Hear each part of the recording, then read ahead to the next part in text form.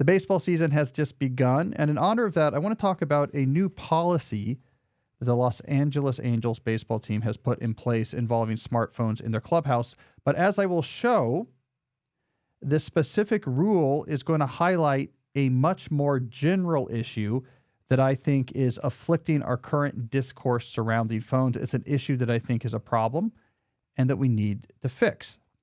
Let's start specific with this baseball case study. I'm going to play a clip here. This clip is from Chris Russo, the Mad Dogs radio show. What do they call the show, Jesse? It's Mad Dog? Mad Dog Unleashed. Mad Dog Unleashed on Sirius XM radio. Sports radio show. This clip is from Mad Dog interviewing Ron Washington, the manager of the Los Angeles Angels. So let's start this clip, and I'm going to pause it to make a comment. He's got that person. Hey, how about this deal that you come up with? Everybody seems to think it's worked beautifully. $500 phone with cell phones in the clubhouse. Something different? A little strictness there? Nothing wrong with it? Give me the idea about that. Go ahead. Start there. Well, the price on the phone, I threw that out there. I don't know what those guys are charging if you get caught in the clubhouse. Stop it there. All right. So what Mad Dog was saying there, he misspoke a little bit, but he was saying there's a $500 fine if you're seen using your phone in the clubhouse. And what I heard is he empowered Mike Trout and another one of the veteran players to actually enforce it within the clubhouse. And then Ron Washington was like, well, I don't know if it's $500, that like the players are figuring out the fine, but you can't use a phone anymore in the clubhouse of the Los Angeles Angels. By the way, maybe I should talk more like Mad Dog on the show. You think we do his numbers? I don't listen to a lot of Mad Dog, but wow, he's got a style for sure. Oh my God, he's got a great style, and his numbers have gone up drastically after he's been on First Take with Stephen A. Smith for like the last 3 years. Yeah, so okay, lesson learned. I'm just writing down some notes here. Talk like Mad Dog, do show with Stephen A. Smith. So Jesse, you work on that last one, and I'll work on the Mad Dog. Simple. I don't know why more people don't have massive shows. All right, so if we stop here, we say, okay, why do you think the Los Angeles Angels put that policy into place? I think a common answer for people who aren't following this particular baseball story or don't know baseball well might say, it's distraction.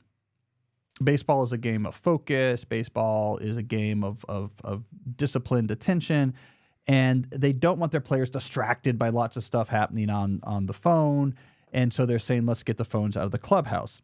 It turns out, however, if we listen to a little bit more of this clip, there's another issue that's also at play. So we'll hear this unfold. Jesse, let's hear a little more.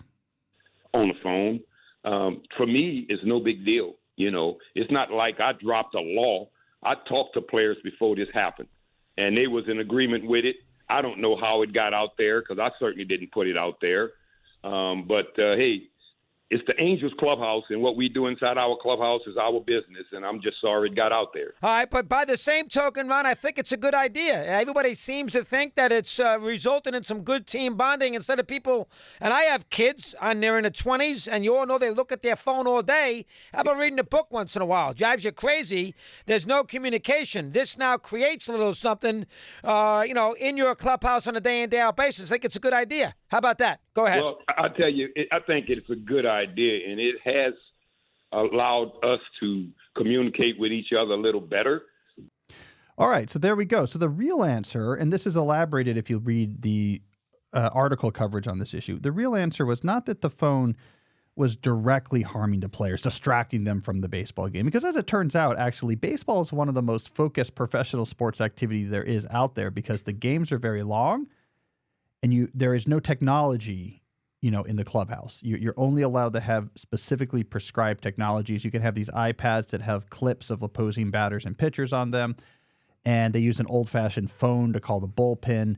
No technology in these long games. You don't have technology in the dugout when you're practicing for the most part. So baseball players already spend so much of their time just focused watching a game, playing the game, focusing on, exactly what they're doing in the field. Focus was not the issue. It was community building. So they were worried that the players were on the phones in the clubhouse. They didn't care what they were doing on the phones, but they cared about the impact on building a sense of community within the Angels clubhouse. They were on their phone instead of talking to each other. And they're not talking to each other. You don't get that sense of community, which can be really important for a baseball team to cohere.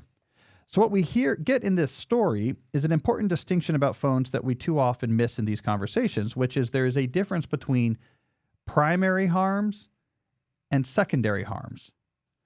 So primary harms are when the things that you are doing on a phone directly harm you in some way. So when we think about our concerns about phones right now, these tend to be the things that come up first, right? So this involves, for example, algorithmically curated content that could outrage or even radicalize people. The mental health issues that teenagers have as they get lost down different rabbit holes on Instagram. The brain rot, a phrase we hear more and more, the brain rot that's caused from excessive use of highly distracting tools like TikTok.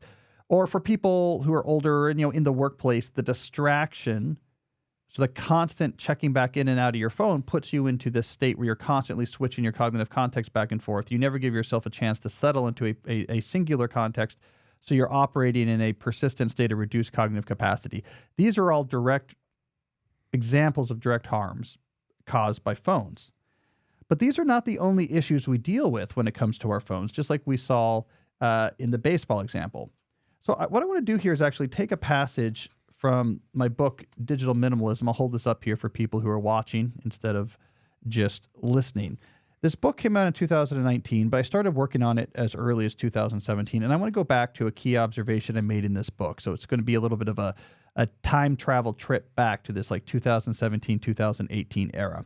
So at the time, I had just published Deep Work. That came out in 2016. So I'd really been thinking a lot about technology in the workplace, distraction, email, knowledge work. I had started work on a follow-up to Deep Work, which eventually became A World Without Email. But I kept hearing from people when I was doing press about Deep Work. I wanted to talk about distraction in the office that was being caused by what was happening on your computer, and people kept bringing up their phones. And so I had this shift of attention around this 2017-18 period where I began looking into people's relationships with their phones, coming at this issue fresh.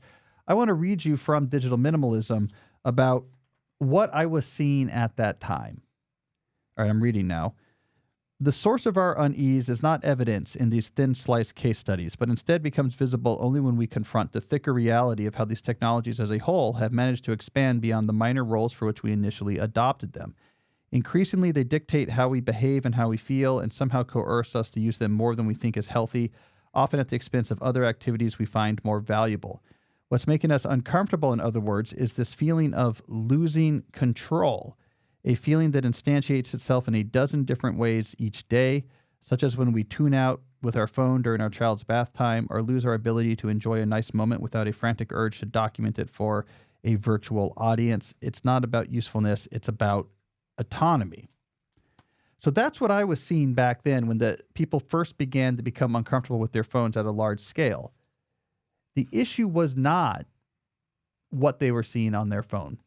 The issue was not specifically what Instagram was doing to them or what something like TikTok, which didn't exist back then, was doing to their brain or the political valence of the content. It was them losing autonomy about how they wanted to spend their time. When they spent more time on the phone, other stuff was getting neglected, but these choices were not choices they were making with intention. Stuff they cared about more wasn't happening. And more time was going to these phone-based activities that they had less value on. So there's this sense of losing control. Those are secondary harms. It's what you lose when the phone takes over more of your time and attention. These are two different things, right? So in the baseball clubhouse, secondary harms is what we care about. When you're on your phone, I don't care if what you're doing on your phone is great. You're looking up statistics for the pitcher you're going to face. You're not communicating with your teammates and you're losing that connection. In our life outside of the clubhouse, right, secondary harms are really piling up. What are we losing when more and more of our time is being dedicated to the highly salient apps that are on our phones?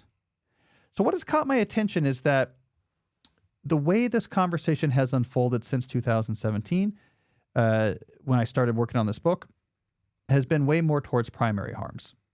When I was first working on digital minimalism, you were only first starting to get a general acknowledgement in public circles or journalistic circles that phones could be a problem.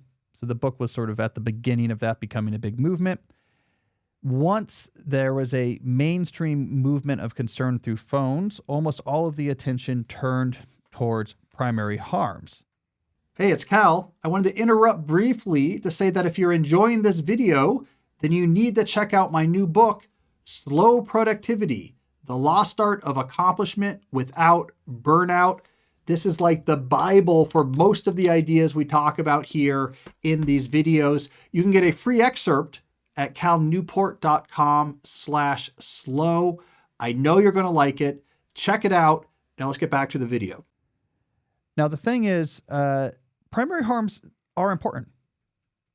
Like, these are important. We should care about those things I listed before, and we do need to talk about them. They are not only important, I think they probably are worse than they were when I was writing Digital Minimalism. The sort of direct harms of phones has gotten worse. But when we put all of our attention on primary harms when it comes to phones, this helps us avoid confronting some of the real danger that they pose for our lives, right? It allows us to say, look, if we could just fix these tools, we'd be okay.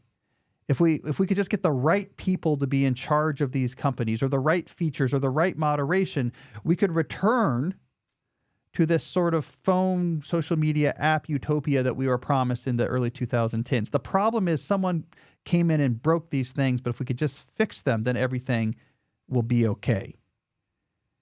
It sort of feels sometimes like the alcoholic who's saying, if we could only just reduce the alcohol content of the beer or whatever, then I'll be okay. And not confronting the issue of the drinking in the first place. I think this was in part due to the primary harms getting worse, but in part due to the entrance of mainstream journalistic analysis of these issues. I mean, I have this theory that when you had sort of mainstream tech journalists enter into this picture, they were coming out of a context where a lot of these tools, especially social tools, were key to their career. And not only were they key to their career, but they were being told by their employers, this is key to your career. I write about in Deep Work, 2016, about how at that time, the New York Times had just come out and said, we want all of our reporters to be using Twitter. And I write about how that was a mistake, right? But this was, in this period, of course, these things must be important. Like, if you're a journalist, I use these all the time. So when you turned your skepticism towards these phones, it was not towards secondary harms. It was towards, well, who's running these companies? And are they doing it wrong? We have our own, there's a way this should operate. There is like some nostalgic period of time, like Twitter in 2016, that like captures exactly what this should have been, and then it got corrupted, but we'll recover it. We'll redeem it. Will redeem the technology. So I think the people writing about it were coming from a perspective like, of course, we need these tools. Also, it's better copy to have an enemy. This person broke this. These people are doing, if we could just, they're an enemy, if we could just fix this, like that's more exciting copy. But all along, those issues I first pointed out in digital minimalism had been rolling along. It's the secondary harms that really, I think, impoverish our lives, just like it made the Los Angeles Angels less connected to be looking at their phone in the clubhouse. Think about all the other things in our lives that we're missing because of the phone. And then what are we left with? We're left with a little bit of a shallowness, a little bit of an anxiety, a little bit of a loneliness and emptiness. And all we have to soothe ourselves is that phone itself. And then we get this cycle where we become basically enmeshed into this digital, algorithmically curated world. And that's really no way to live. So I think what we need to do is remember the importance of secondary harms. And the way to do that is to keep remembering what it is that you do care about. This is the key message of digital minimalism. What do you value? How do you want to spend your time? If you don't have good answers for that, and don't worry, you probably don't, especially if you're young. This takes time and experimentation. Go start searching. Try things, connect to people, reflect. Begin to find the things that gives you a deeper, richer, thicker sense of value. And then begin to assess these other things in your life about whether that's helping those things or getting in the way, right? The secondary harms are reduced when we begin to embrace stuff that really matters in our lives. It completely changes our relationships with our phone. So unless you're like a tech journalist or a technology investor, I don't know how much time you should be thinking about how exactly specific tools are being run or who's in charge of them or what's good or bad about them. What you should be thinking instead is, what is this doing in my life? Am I spending more time on things I care about or less? If it's less, then I'm going to curtail this either completely or put a lot of fences around it. There's another big point I made in digital minimalism is I was pretty clear that the technology supporters that I was butting heads with back then would always deploy a useful versus useless binary to try to defend these tools. They would say, it's not the case that this tool is useless because here is a use number 1, a use number 2, and a use number 3. Therefore, we win, and we should all use the tools. And I would always come back and say, this is not the argument. It's not whether these are useless or useful. It's whether on the whole, you spend more time with the stuff you care about or less. Is it making your life richer or less richer? And when you look at it that way, it completely changes your relationship to technology. All right, so this is all to say the primary harms matter. Don't forget the secondary harms. You might not recognize the degree to which you've been alienated from the things that makes human life rich and meaningful because of all the time that's been captured by this phone. We don't need necessarily just a fix to a particular app to fix your life. We might need a lot less digital in your life in the first place. So there is my excuse to bring some baseball into our world here of technology. I don't know, Jesse. I think maybe the Nationals need to take the phones out of their clubhouse. They're having a bit of a rough start to the beginning of the season. Actually, because I nerd out on this, the Washington Nationals, my baseball team, they have a great clubhouse culture. There's a young team, and they have this card game they all play that's like really popular, and they spend a lot of time doing it. So I guess that's not enough to overcome a bullpen that has one of our pitchers has thrown more balls than strikes. At least in opening day, your starter had a pretty good showing. Yeah, our starting pitchers have been fine, but we have other issues. We have other issues, and they'll all be solved if they could just fix their phone issues. All right, there we go. So we got a bunch of questions coming up, but first, let's hear briefly from a sponsor. So here's the thing. The people I know who run businesses, e-commerce, but like they're selling something online or in-person businesses, small businesses. Tacoma Park has a lot of businesses. The technology they keep coming back to is Shopify, right? They say Shopify makes selling easier, whether we're talking about in a world of clicks or in a world of bricks. They use Shopify. It's the commerce platform behind millions of businesses around the world and 10% of all e-commerce in the U.S. 10%. That's crazy. From household names like Mattel and Gymshark to brands just getting started. Do you know what Gymshark is, Jesse? I don't. I think it's, if I had to guess, and I think this is a reasonable guess, it is a company that brings in large water tanks with live sharks into gyms. I actually Just do based think on I the know what it name. is now. It's not large tanks of water with sharks being brought into gyms. I also want to tackle all the important, it allows you to tackle all the important tasks in one place, from inventory to payments to analytics and more. Shopify makes the marketing minefield easy with built-in tools for running social media and email campaigns so you can find new customers and keep them. And if you're looking to grow your business internationally, Shopify has global selling tools to help you sell to over 150 countries. I wanted to use Shopify. I have an idea for a brick and mortar store here from Tacoma Park that Jesse keeps talking me out of it. But if he would ever let me start it, I would use Shopify. Jesse, you've heard my idea to have a store that is just hardcore Halloween decoration prop controllers. And I want to run it like the record store in High Fidelity, right? Where, it's like I'm behind a counter and I'm pretty dismissive if you don't have pretty expert technological knowledge about like the different prop controllers. I'd be like, yeah, okay, maybe we'll just like replace your Arduino with like a Raspberry Pi. I'll kind of like laugh a little bit. And then one of someone will chortle in the back as they're like walking with a tray of soldering irons. Jesse won't let me start that store. He says it won't make money, quote unquote. People don't want to buy multiple expensive Halloween prop controllers and be made fun of, but I don't know what he knows. But if I did start it, I would use Shopify because it makes things easier. If in-person is your thing, Shopify's award-winning point of sale connects your online and offline sales all in one place with 99.99% uptime and the best converting checkout on the planet. You'll never miss a sale again. Only with Shopify. So get all the big stuff for your small business right with Shopify. Sign up for your $1 per month trial and start selling today at shopify.com/deep. Go to shopify.com/deep, shopify.com/deep. I also want to talk about our friends at Indeed. When it comes to hiring, Indeed is all you need. Stop struggling to get your job post seen on other job sites. Indeed Sponsored Jobs helps you stand out and hire fast. With Sponsored Jobs, your post jumps to the top of the page for your relevant candidate so you can reach the people you want faster. Look, this makes a huge difference. According to Indeed data, sponsored job posts directly on Indeed have 45% more applications than non-sponsored jobs. I wish I had known about Indeed back when I was looking for someone to help produce the podcast. Jesse, do you remember how I advertised for this? My memory is I had an index card, and I just put it up with outside a CrossFit gym, and I wrote on it, audio help, studio good, and then I just put a phone number. It took a while to find someone that way. If I had used a sponsored, Indeed sponsored job posting, I don't know, maybe we'd have like Matt Gorley producer. You know who Matt Gorley is? No, He's a famous podcast producer. He produces Conan O'Brien's podcast. It's the only podcast producer name. Oh, and Jamie's like the most popular. That's right. Jamie from Joe Rogan and Matt Gorley from Conan. Those are the only two podcast producers. And then Jesse from Deep Questions. Plus, with Indeed sponsored jobs, there are no monthly subscriptions, no long-term contracts, and you only pay for results. How fast is Indeed? In the minute I've been talking to you, 23 hires were made on Indeed, according to Indeed data worldwide. Bad news is they all are hired by us. So I didn't realize I clicked the wrong button. So I guess we have 23 new. Be careful. It's so powerful. You might accidentally hire 23 people in a minute. There's no need to wait any longer. Speed up your hiring right now with Indeed, and listeners of this show will get a $75 sponsored job credit to get your jobs more visibility if you go to Indeed.com/deep.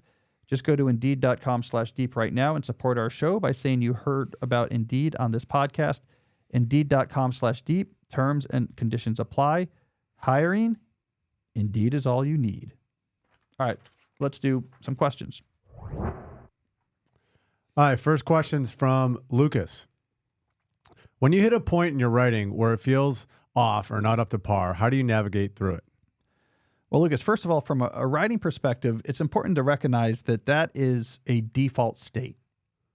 I think there's this myth sometimes with new writers that the appropriate state that you're looking for in writing is the sense of the words are coming relatively easily and you're kind of hitting your word counts and you're writing good stuff. It's where you get these naive word calculations where you say, okay, maybe you've been watching a lot of Brandon Sanderson videos. You're like, oh, I get it. Here's what I'm going to do. I'm going to have this target. I can write 2,000 words a day. This takes me about however many hours. So if I do this many days, I'll have 200,000 words and I'll have a book. But that's not actually how writing goes. It's a lot of writing, rewriting, throwing things out, coming back to things. That sense of this isn't quite right is the feeling, in the large part, is the feeling of writing itself. So it's not writing block. It's not a problem. It's just writing. And that's because the main mechanism for producing sort of writing of non-trivial quality is the mechanism that was pointed out in that famous interview that Ira Glass did. I write about it in Slow Productivity. I've talked about it other places as well. But it's this famous interview. It's on YouTube. So I don't know. No one really remembers the original context in which Ira Glass, the host of the long-running NPR show This American Life, was giving this interview. But what he was saying to the people he was talking to, it was young kids or like college students, is he was saying what matters is taste. You have this sense of taste of what's good and what's not. And then creative work is the struggle to try to live up to that. So it's the evaluation of what you're doing and the saying this my taste is telling me this isn't really good or isn't good enough. And it's that stretch to close that gap between where you are and what you know to be good. That's where good creative work is produced. And that's what's happening when you're writing, is you are constantly evaluating what you've written by whatever your internalized sense of taste is, your idea of this is what good writing is for this type of genre. And it's hard. What you're doing really is exploring the configuration of different ways you can write what you're writing until you match your definition of, oh, this feels good. For me, it's very visceral. I've told you about this before, Jesse. I feel like in my gut uncomfortable when writing's not quite right. Mm-hmm. And it's actually, this is why I think there's a lot of connection between the work I do as a theoretical computer scientist doing algorithm theory, mathematics basically, and writing. They feel like they're very different magisteria, but they're not really, because when you're working on a math proof, people who do math proofs for a living will tell you this. It's definitely my experience. It's a lot of it is you feel this isn't quite right. These pieces aren't clicking together. And then there's another point where you're like, ooh, this is right. And then like a really nice proof falls out of that. What's really happening here is your head has been exposed to a lot of proofs. You have an analytical brain, and in the background, it's trying things out.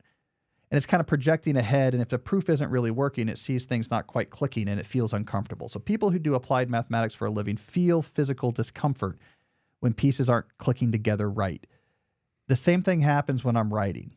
The structure's not clicking together right. This example doesn't really follow exactly from that example. I repeated this, but I didn't repeat that. I'm calling back to this, but this I didn't really mention before, but the callback looks like a similar form. This sentence isn't quite right. This tonality seems unnecessary. I don't know quite in the structure of meaning, what is this really adding? Your mind is evaluating the writing and all these factors. And if it doesn't quite work, you don't feel good about it. And it's all about what you're producing doesn't yet meet your taste. So that's why writing is often hard. It's what leads to like what happened to me with the book I'm working on now, where I largely threw out most of what I wrote between July and December. I kept a lot of the research and stuff and the ideas, but a lot of the prose I threw out and then restarted again in February. And now when I'm coming at it a second time, I'm feeling better about it. I'm like, okay, yeah, this is getting up to my taste. And I think what was happening in this instance, I was reflecting on this, is at the first time through, I was trying to get the ideas out. Here's what I want to say. I wanted to do the right research. I wanted to have the right points. And that was taking up a lot of my attention, but it wasn't flowing right. It wasn't, the best possible way to convey that information. And so now my second time through, I could put all of my attention on craft and structure because I already have the information and research, and now it's flowing much easier. So it just takes time to write. One thing I do want to point out is a point about the Ira Glass taste interview that I made in my book, Slow Productivity. And I want to point this out because it gives me a secret reason to play the slow productivity theme music. Because Jesse, this is my new plan, is to sneak in references to slow productivity. Even the slow productivity corner might be gone, but I'm going to find references to my book, Slow Productivity, so we can still hear the music. In that book, I argue there's a nuance that Glass misses in this interview, which is improving your taste. So when he's talking in the famous interview about taste and creative work, he's just saying you have this taste, and the whole thing is just the struggle to live up to the taste. And in that struggle is where creative work happens. But you don't start with a really refined taste. An equally important part of the creative process is improving your understanding of what good actually means, is improving your taste. And we knew, because I'm, devious in this way, I went back and found other interviews with Ira Glass where, looking back on those early years of being a radio producer, he admitted, I thought the stuff I was doing was good back then. And now, looking back at it with the hindsight of where I am now, I can see it was really bad. So he had to develop his taste. So there's a notion of you also have to focus on reading good stuff, being around good stuff, writing for editing. You have to improve your idea of what good is and always be straining to hit your current definition of good. That's how creative growth and production happens. Jesse, let's use that as an excuse to hear a little bit of the slow productivity theme music.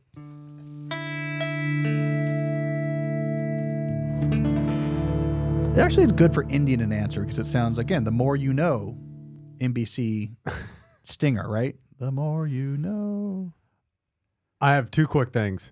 David Brooks had an article recently about how every morning for 40 years he goes to his office and it's always a struggle to write. Yeah. That was an interesting article. Oh, you read it? Yeah. Yeah.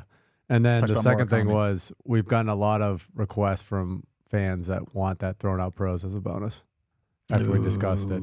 No. I'm not gonna thrown out prose. It's thrown out. It's thrown out for a reason. You don't want, man, it is.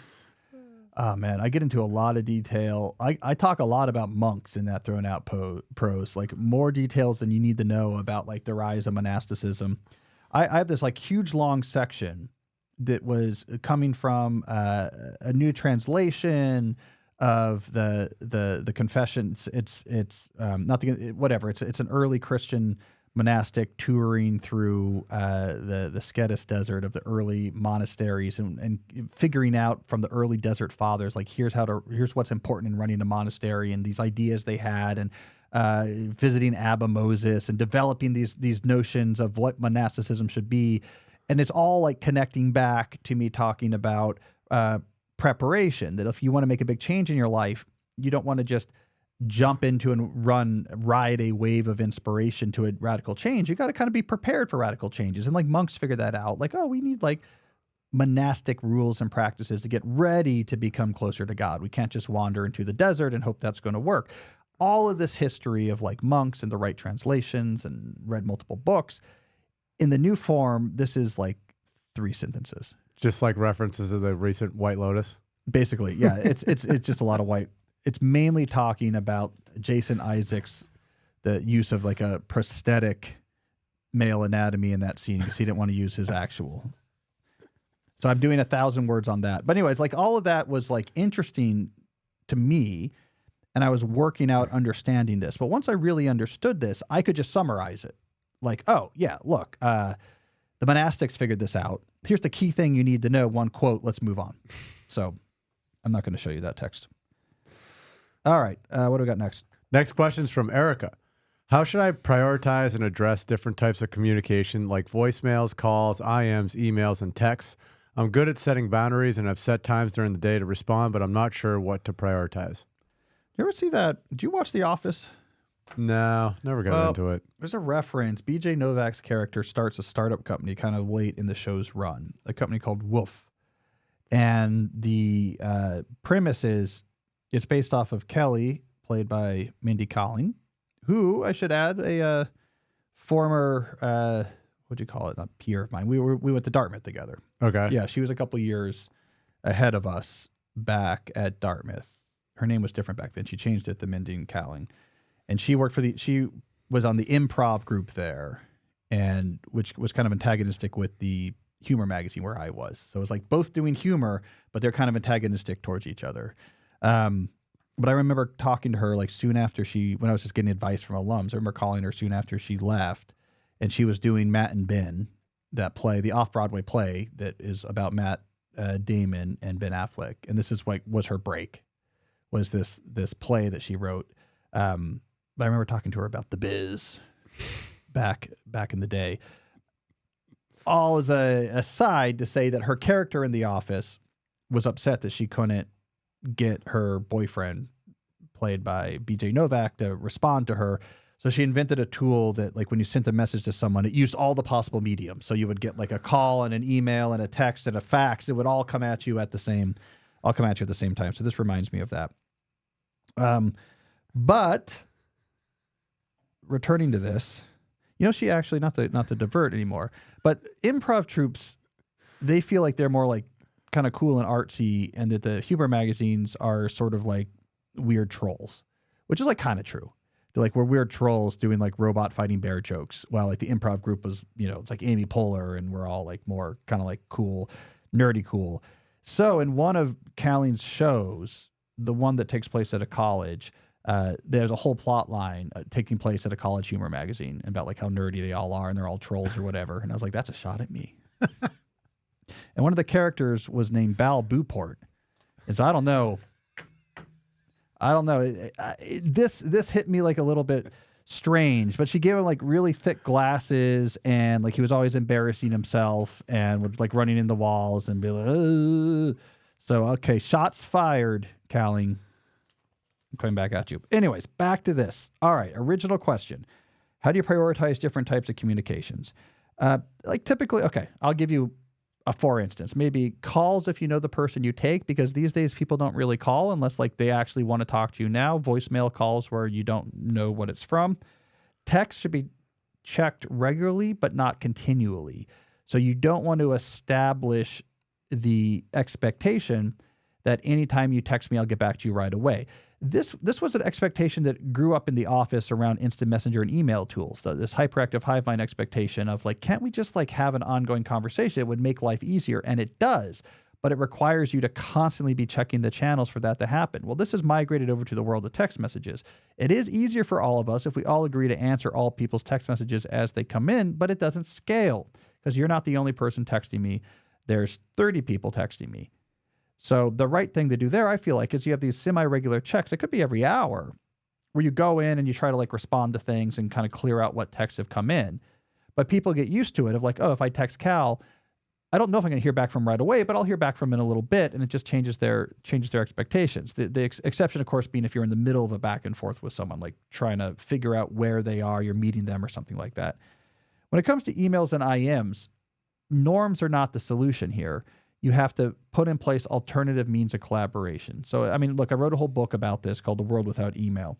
But the problem with email and IM, I don't know if people still use that for messenger, chat. I think people use chat. Like when you think about like Slack or Teams, you don't call it IM anymore, do you? No. No. Okay. Well, whatever it is, chat, real-time chat, whatever it is.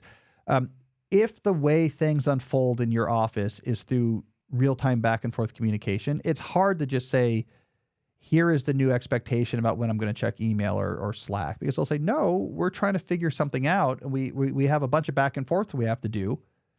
And if you wait an hour before each of these responses, we're not going to get this done in time. So really the key to reducing the frequency of email and chat checks in the office is to have alternative modes of collaborations that is not based on unscheduled messages that require quick responses. And now you have particular communication processes put in place for specific types of work that's recurring. Here's how we collaborate, when and where the information goes. And things like office hours and group status meetings that allow you to defer things that require back and forth communication out of inbox and channels and into these sort of real-time, regularly structured real-time. These type of things work better. Also, reducing the number of things you're working on concurrently. So the number of things that could be generating communication that requires responses going down. So really you have to re-engineer workflows to reduce the amount of time or expectation for you to be talking about work. All right, what do we got next? Next up is from Katya. How should I organize my Trello boards? Specifically, should personal tasks like parenting, household, travel, and entrepreneurial responsibilities, client services, admin work, stuff like that, be split into separate boards or combined into fewer boards? Well, so if you're using status boards, so something like Trello, where you have stacks of cards representing things and a column representing statuses, my typical recommendation is have one board per role, broadly speaking, right? So looking to your example here, entrepreneurial responsibilities, you would probably have one board for the role of entrepreneur. Then these things within it, client services, admin work, creative projects, these could be on that same board. Unless you have like a major break, like as an entrepreneur, I have two major roles, day-to-day and setting up for like the next big idea. Okay, then you could break those into sub roles. But typically boards, in my approach, are dedicated to roles and not projects or types of works. Like having a household board is a standard thing. And that can cover parenting, travel, chores around the house, etc. So you don't want too few boards or too many. So think about roles. That idea comes from, I guess, originally Stephen Covey. The idea of when you're thinking about organization of work, having different roles in your life is a Stephen Covey idea from 7 Habits of Highly Effective People. But that's what I would do. And, it's subjective. But I have my boards, household, personal, like that's like non-professional is a board, writing's a board, like being a writer. Academia is another professional board. And then, okay, here's an example. Because I have a particularly complicated, task-rich role in academia as director of undergraduate studies at the moment, I broke that out to its own board.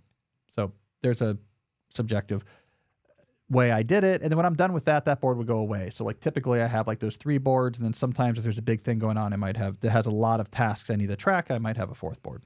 Or if I have to share it. In that case, I also share that board, I believe, with our associate director. So I break it out for that purposes as well. No one right answer, but that's roughly speaking what I try to do. Do you have a board for the podcast stuff? It's under the writing board. So it's like my role as a writer involves like writing stuff and doing podcast. Yeah. That's the way I see it. All right, who we got next? Next question is from Derek. What is the difference between a 2-status board and a reverse task list? When should each be deployed? What granularity of tasks should live on a public board that is shared with your team? So reverse task list, this is where you keep track of the stuff you've accomplished. So instead of a list of things you want to do, you keep track of here's all the things I did today. 2-status board, I'm assuming they're talking about a board that has like working on and done as statuses. So I have a couple thoughts on this. My problem with the reverse task list is that it goes back to more of a David Allen style idea of like, look, you're a widget cranker. And what work is like cranking through widgets, getting things done, right? Going to the name of his book.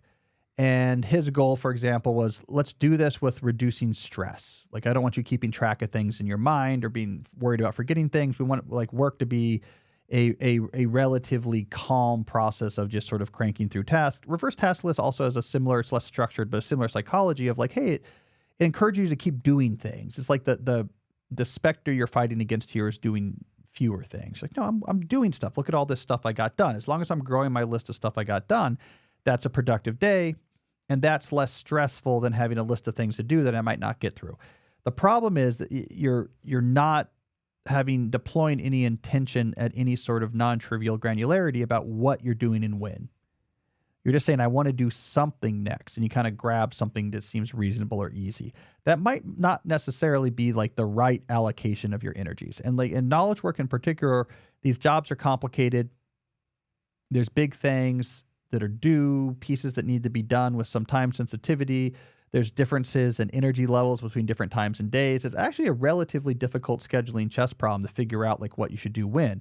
So I'm much more a fan of systems that have you be intentional in thinking through what do I want to do at different time scales and not just saying, okay, let me just grab something to do next.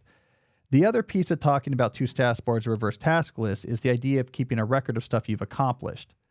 And here I think it's very specific to the needs of your job.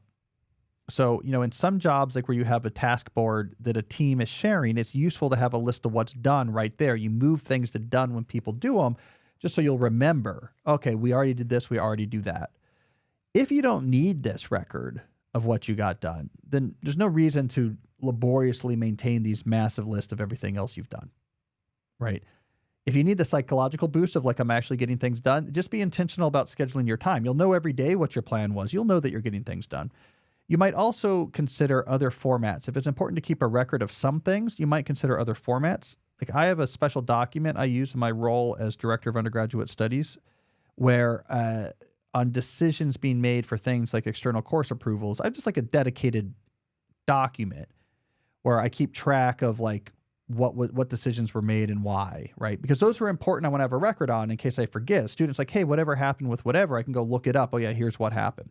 But it's not on my task list. I have like a special place to store that. So there's sort of two things here, the psychology of tracking what you've done instead of what you need to do, and then the logistics of having a record of what you did. So two different things going on there. All right, looks like we got a case study here. This is where people write in to talk about them putting into action the type of advice we talk about on this show. Today's case study is a student case study from Leo. Leo says, I'm Leo, an international student from NYU who started listening to the podcast around December 2023. I just wanted to share how listening to the podcast and Cal Newport lore changed my life. At around this time last year, it was my freshman year, I didn't have the grades I wanted. I was clinically obese and I felt alone. But then I listened to the podcast and was really intrigued by the concept of the deep life. I realized I wanted to be healthier so I could be able to do more in college. At that point, I weighed about 220 pounds, and so I resolved to walk 10,000 steps every day. It wasn't that hard, but it also wasn't trivial. Wanting to get in the most steps in as little time as possible, I started running. I focused a lot of my energy on improving my running, and I lost weight in the process. In about a year, I went from 220 pounds to 140 pounds. That's amazing. He mentions a slide, but we'll skip past that. My grades were another thing I wanted to improve this year, and so I needed to recognize what sucked out my time the most. It was my time on social media and my phone. After reading Digital Minimalism, I realized nobody really cared whether I had social media or not. The only person who cared enough that I had social media was me. When I first deleted all my social media accounts, I was really jittery. I started carrying books around with me again and started reading in my dead time on the subway or while waiting in line. I had more time to dedicate to running, playing the violin, and talking to people who actually mattered to me. I also walked around alone to meditate. Being a social media-less college student feels weird at first, but ultimately it's the most freeing thing I've ever done. I've also used some tips from how to become a straight-A student and how to win at college. Without my phone and the internet, I found the tips easier to follow. I went from a 3.6 GPA in the spring to a 3.9 this fall. With more challenging coursework like organic chemistry and molecular biology, I'm also doing 20 hours of paid lab research per week and am the president of NYU's undergraduate medical journal, all while having the free time to watch Broadway shows every 2 weeks and hang out with my friends. That's far from the 360 I got when I was beyond stress, studying 12 hours a day and doing zero undergraduate research.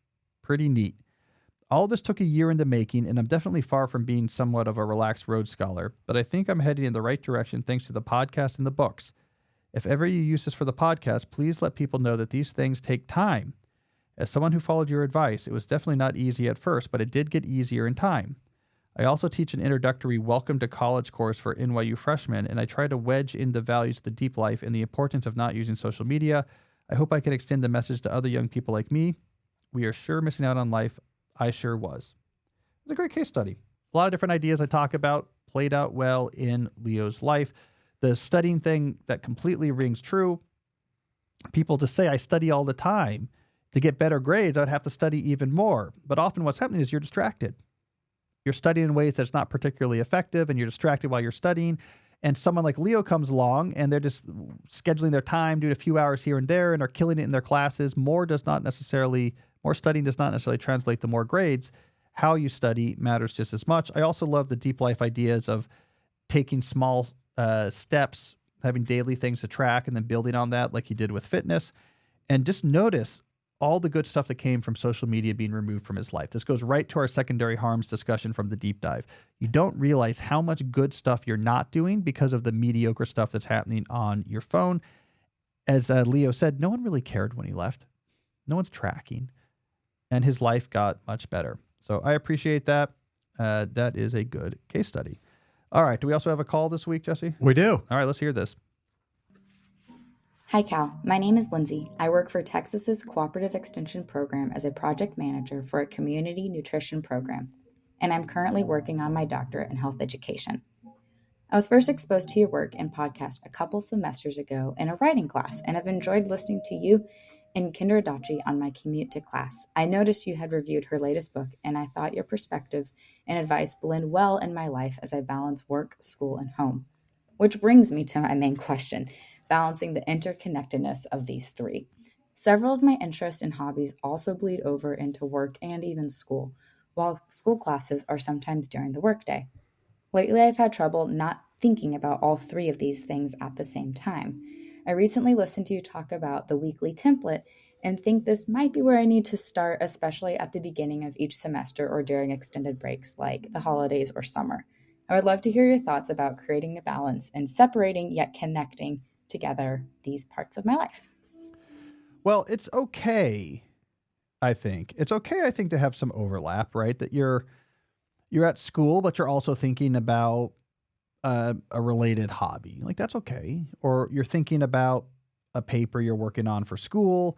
Well, you're also working on some other unrelated work thing. Like, cognitive overlap's okay. That's kind of inevitable, especially when you have a sort of blended, like what you're working on is, it's not just a traditional, I'm going to work from 9 to 5, and then I have my time outside of work where I'm doing other things. So I wouldn't worry too much about it. I mean, I still have memories of being in courses at MIT and the blog post I was reading, because that's back when RSS readers were big, and reading these blog posts and feeling inspired by them, but also paying attention to the course. And it's okay for those things to mix. I used to write my blog post at my office at MIT, so those things were kind of mixed in. But I do think the weekly template, sure, I think that's a good idea. This is a way of just saying regularly each week, like, this is when I largely do this hobby. This is when I'm largely doing school stuff. It just gives you some predictability. Even if it's different from day to day, if it's the same each week on those days, it gives your mind some predictability and makes it easier to move. I would also throw in shutdown rituals. That's really important, especially for schoolwork. When you're done with schoolwork for the day, use a shutdown ritual to try to keep your mind from having to excessively think about stuff that was going on in school. I invented the shutdown ritual idea as a graduate student to stop me from thinking too much about proofs for my dissertation while I was doing other stuff after I was done working on the proofs for the day. They were too sticky in my brain. So I would put a shutdown ritual in there as well. So like weekly template, sure. Shutdown ritual, sure. And then also just like a little bit of grace. I think it's okay. It's not it's not causing harm. So you can let some thinking of one thing bleed over to the other. I think that works. Like when I'm here on this podcast, I would say, Jesse, probably like 95% of the time I'm checked out.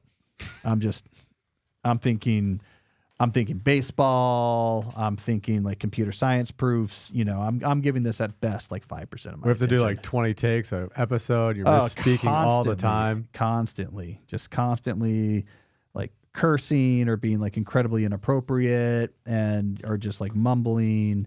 We're constantly, it takes us about 8 hours an episode to record. I'm not sure if this is known. We have to stitch it together over several days. I'm lazy and I'm distracted, as you might imagine. I'm on you don't realize it, but I have 3 different phones mounted under my teleprompter here, so I can keep up. I have TikTok, I have Instagram, and then I just have YouTube playing on like a recommender loop. So most of the time I'm just sort of like scrolling through things on there.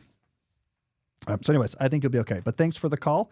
All right, we got a final segment coming up. Talk about the books I read in March. But first, let's hear from another sponsor. This show is sponsored by BetterHelp. I think it helps sometimes to talk about the numbers involved with therapy. Traditional in-person therapy can cost anywhere from $100 to $250 per session. That adds up fast. But with BetterHelp online therapy, you can save on average up to 50% per session. So the way this works is that with BetterHelp, and I think these details are important, you pay a flat fee for weekly sessions, and this saves you big on cost and on time. It helps therapy feel more accessible and not just like a luxury. I mean, the online therapy model, I got to say, I just think it is a great way for getting, if you feel like you need to work on your relationship with your mind, it is this sort of easy way into it. It removes the friction of getting in there. Online therapy is going to give you that quality care at a price that makes sense. It can help you with things from anxiety to everyday stress or whatever else is hurting you in your relationship with your own mind. There's over 30,000 therapists in the network, so BetterHelp is now the world's largest online therapy platform. They've served more than 5 million people around the globe. It's convenient too. You can join with a click of a button, helping you fit therapy into your busy life, plus switch therapist at any time. We hear from listeners all the time about this. You know, they're fixing other parts of their life, their productivity systems, the way that they approach their deep work to try to produce more with their brain. And they say, you know, I don't know why I was neglecting the piece of just like the relationship with my own brain. It's at the core of all the types of things we do here and talk about on the show. I don't know why I waited so long to make my relationship with my brain stronger. Therapy can help you. Online therapy through BetterHelp can get you there easily. Your well-being is worth it. So visit betterhelp.com/deepquestions to get 10% off your first month. That's BetterHelp, HELP.com/deepquestions. I also want to talk about a sponsor, another longtime sponsor, My Body Tutor, founded by my friend Adam Gilbert. Used to do some health advice on my blog way back in the day. My Body Tutor is a 100% online coaching program that solves the biggest problem in health and fitness, which is lack of consistency. It's because you get assigned a coach. The coach works with you to develop your plan for nutrition and exercise, and then you check in every day with the coach. And that accountability gives you consistency, and consistency gives you results. Best of all, because you have this coach that you have a relationship with, you can adjust. Hey, I'm going on a trip. How do I adjust my exercise routine? Hey, the holidays are coming up. I'm worried about what's going to happen with my eating. Let's have a plan for how I can enjoy the holidays without feeling like I'm overeating stuff I shouldn't be. So you can adjust as needed on the fly. It really just helps to have someone there. And because it's online, of course, it's much cheaper than having like an actual trainer come to your house or an actual nutritionist come to your house. That's why I think My Body Tutor has been so successful. You know, I was thinking about it, Jesse, if I was like in Hollywood and can bring like one of those trainers to my house that they use for like the Marvel movies, I think what I would do in between the movies is I would have them train exactly one half of my body. Because I think this would be super distinctive. It would be a brand identity thing that would really get associated with you if like one side of your body was super jacked and the other side was Tom Hanks in the second half of Castaway. That would be really cool. And then people would be like, oh yeah, that's like his deal, right? And then like it become distinctive. It could be like a whole thing. That's what I would do. The good news about My Body Tutor is their trainers won't put up with that nonsense. You bring them that type of idea, they'll say, yeah, we're not going to do that. Let's get you healthy. Let's stop being weird. Those Hollywood trainers, all in on that. Yep, half your body strong, the other half not. We can do this. That's a great idea. My Body Tutor won't put up with that nonsense. They'll get you healthy the right way. If you're serious about getting fit, Adam is giving Deep Questions listeners $50 off their first month. All you have to do is mention the Deep Questions podcast when you join. Just let them know when you join to get $50 off your first month. That's at mybodytutor.com, mybodytutor.com, and mention Deep Questions to get $50 off. All right, Jesse, let's do our final segment. All right, what did I read in March 2025? My goal is 5 books a month, which I did hit in March. Kind of a weird list this month. I don't know. I have some baseball books I'm reading for the current month because we're in baseball season. But okay, I read in March, I started with Believe, the new book by New York Times columnist Ross Douthat. This was like an apologia for religion, like why you should be religious. It felt a little hasty to me compared to some of his other books. He published with a smaller press. I don't know if that's relevant. It was more like Gods of the Gaps-y than you would expect. Ross Douthat is like a really smart conservative columnist who's also I think he's Catholic, a religious Catholic. But the book was a lot of like, there's a chapter on like miracles. It's like, well, they can't all be false. Can't all these accounts be false? Like the sort of UFO argument. Can all of these? So it was a little bit less. I listened to his interview with Tyler Cohen. How'd that interview go? Tyler pressed him pretty good. I heard his interview with Andrew Sullivan. Andrew Sullivan pushed him good too. Yeah. So because it really was a little bit of a more old-fashioned argument. Also, like, a lot of this is hard to explain. ... God. So it was okay. I mean, it was an interesting book. But I've read other stuff by him that was better. All right. Then I read Carrie Leibowitz's book, How to Winter. Just a really cool premise. Carrie studies how people in like Scandinavia deal with really long winters where it's dark all day long and this and that. And the kicking off premise. So she's known for this. She's always doing the circuit of news shows and stuff during the winter. But the motivating research on this is here in like the Northeast, we're like, the winter's it's rough, it's dark, I don't like it, I want it to end, so you would assume in places where the winter's even rougher that people would be less happy, but they're not. And so she talks about like the mindsets and philosophies they have about how to deal with winter. So it's pretty cool. Yeah, I think it's an interesting premise. I love the idea that she's an academic who studies how people deal with winter. Then I read a much better religion book, in my opinion, Jonathan Sacks's book, Letter and the Scroll. Another religion apologia, but whereas Ross Douthat was coming from Catholicism, Jonathan Sacks was coming from Judaism. I mean, the late Rabbi Sacks is a fantastic writer, really just one of the better. I read a lot of his books. It comes up a lot just because I think he's one of the better religious-themed writers out there. Original analysis and the classic Sacks mixture of religion with other ideas from other types of thought, from, the history of writing systems, the development of philosophy. Like he's very good at mixing the secular with the religious and pulling them together into a tapestry when he writes his history. So he's a very good writer. Like one of his ideas from this book that's I think really interesting is he was talking about, okay, look, you get the rise of what becomes Judaism is coming out of the Levant, it's coming out of Eastern Mediterranean in this 1500 BC, roughly speaking. And the real innovation of this emerging religion was this notion of like the person, the individual, as having infinite value. Like everyone's made in the image of God. We're very used to this idea now. I mean, all of our notions of the Enlightenment and human rights and everything is based on this idea that like people have rights and fundamental value, but it didn't really exist as a formal idea in the world before then. It's not the way you would have thought about humans in the ancient Egypt or in like ancient Greece. There's much more of a disposability. Like you would kill babies was like pretty common, or like suicide if things weren't going well. Like and rulers would be like, they're just better than the other people, right? And this is kind of like the way things are. And the rulers should be better than the other people. And the other people, you're there to serve the rulers. And then Judaism introduced this idea that spread all over the place. Christianity picked it up. Islam picked it up. The Enlightenment picked it up. No, individuals have it. They're made in the image of God and have value, right? Sacks is like, hey, here's something that's interesting. What is happening? So let's put on our history hat.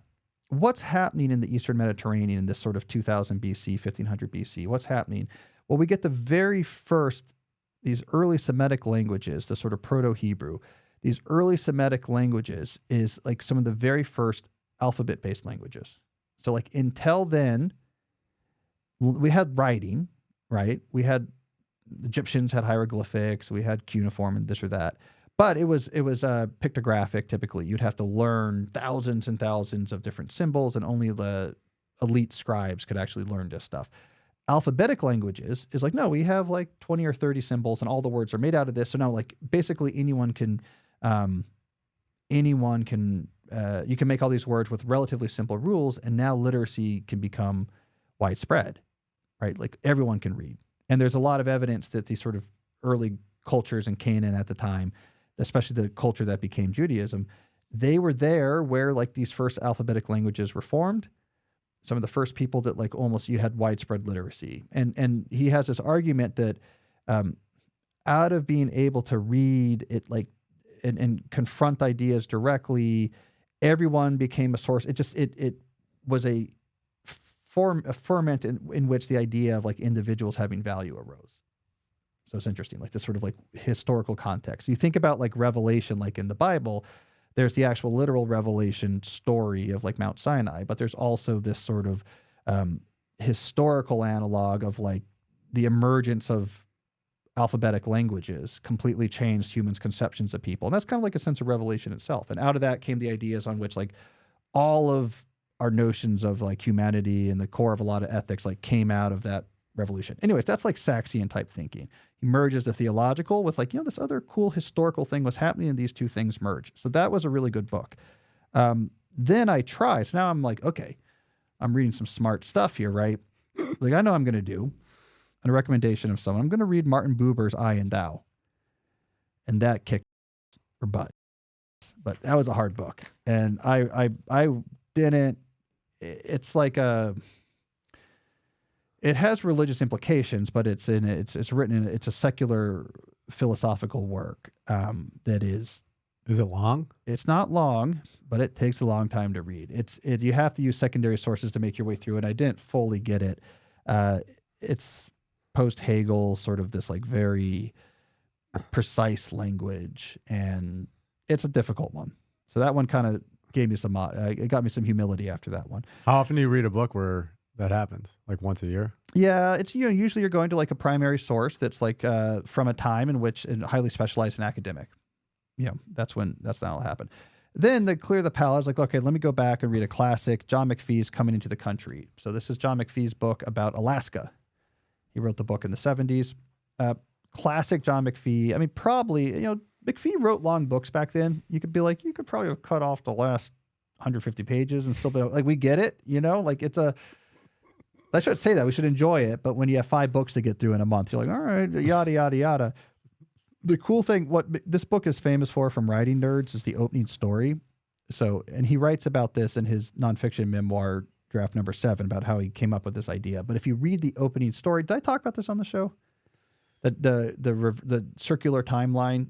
I might have talked about it again, but I'll just say it again real briefly. It opens with him in a canoe with these people canoeing up in Alaska with these workers for like the environmental agency in the state, and him like it's a hot day and he has his bandana in the water, and he see, I want to get this straight. Okay, so he's like in the water, it's in present tense, and he's canoeing and his bandana's in the water, and is it before or after? Like, okay, there's a bear encounter in here, and I'm kind of mixing this up. I think then they encounter a bear pretty soon, and then they make it to this village, and they get to this village, and they're in the village waiting for this plane to come, and there's this subtle shift where he goes back into the past tense, and he's shifting to remember like how this whole trip that's ending began, and now you're sort of back at the beginning of the trip when they left from this village, and they make their way through, and it's this whole story in the past tense, and you realize like, yeah, I guess it's the same trip as earlier in the tense, and the chapter ends with he's in the canoe, and maybe it's right. I don't remember if the bear encounter was at the very beginning or at the very end, but they're in the canoe and it's hot, and then he puts his bandana in the water to cool it down, and then the chapter ends. So it's like this whole circular thing where he starts like towards the end of a story, goes to the end, then goes back to the beginning of the story, and then the chapter ends when it catches up to where he started. So he was just playing with timelines and form back then. It was pretty cool. And like typical McPhee stuff, he just went and like lived in Alaska for a couple of years with his wife. So he just met all these people and really got to know them. And classic McPhee, cool book. It's really like 3 books he puts together that each look at a different part of Alaska. All right, those are my books that I read in March. I'm underway with some new books for April already. I'll report on those when the month is over, but that's all the time we have for today's show, so thank you for listening. We'll be back next week, and until then, as always, stay deep. Hey, if you like today's discussion of primary and secondary harms of smartphones, you might also like episode 338, which is titled Why You Are Distracted. It gets at some of these other core issues that are related to phones in our lives. Check it out. I think you'll like it. But today I wanted to pull a bunch of those ideas together. I have 5 big ideas about why you're probably too distracted.